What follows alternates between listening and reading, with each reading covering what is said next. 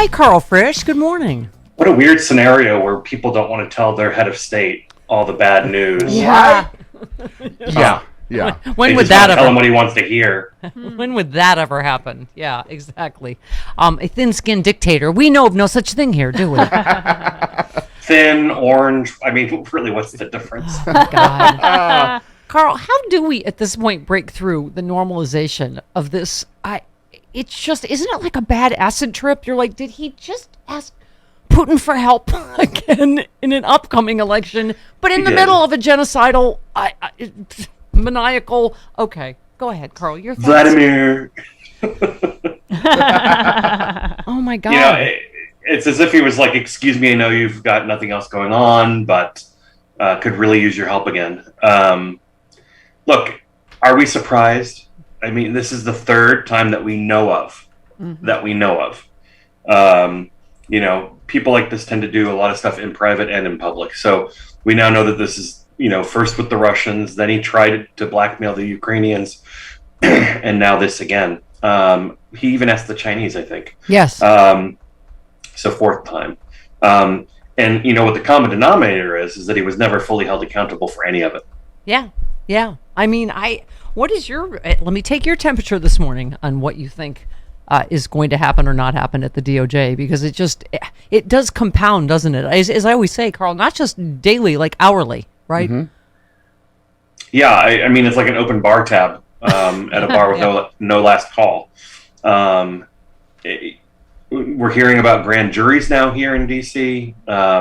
So, we'll see what ends up happening there. I check me for one who's impatient, but, is patiently awaiting, impatient, but also patiently waiting, because I have hope that they're going to do the right thing, at least with what we know. And you've got to think that there's a lot we don't know. And I say that because we learn more and more over time, and more damning evidence comes out over time. So my hope is that this grand jury is going to be the first step in, at least here in D.C., taking accountability. Yeah. Jody, I have a guess the quote specifically for you. Uh-oh. Are you ready? Uh-huh.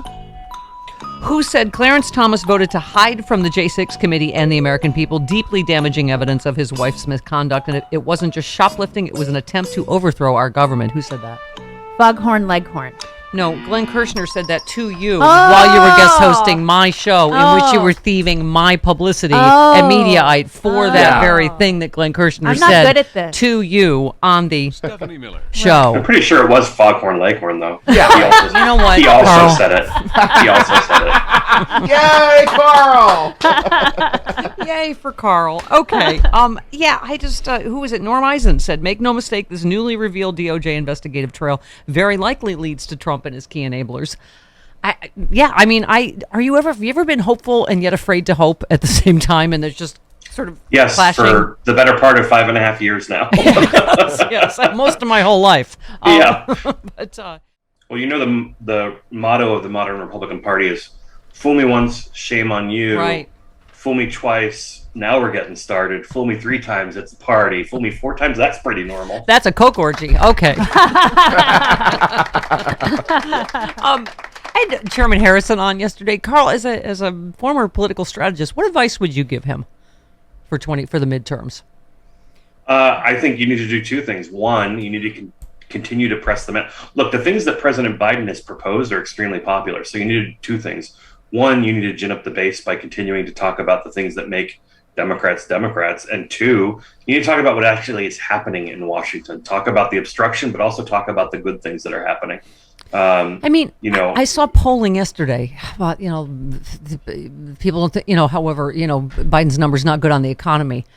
Karl, how do you explain that disconnect, except that, our usual just it being infuriating at the media for how they report things? But we have the lowest jobless rate in, what is it, Jody? 50 years. 50 years. Mm-hmm. We have, every barometer of the economy is through the roof. How is there disconnect, and what do we do about it?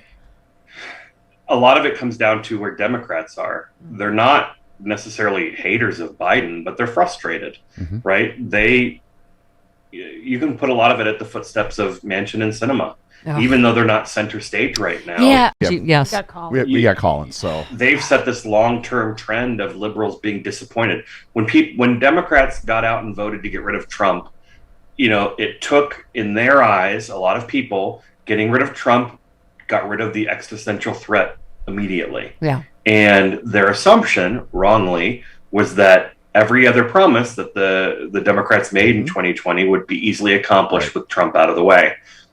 It doesn't take into consideration the intricacies of how Congress votes and, what happens if you have a 50-50 Senate and two, conservative Democrats.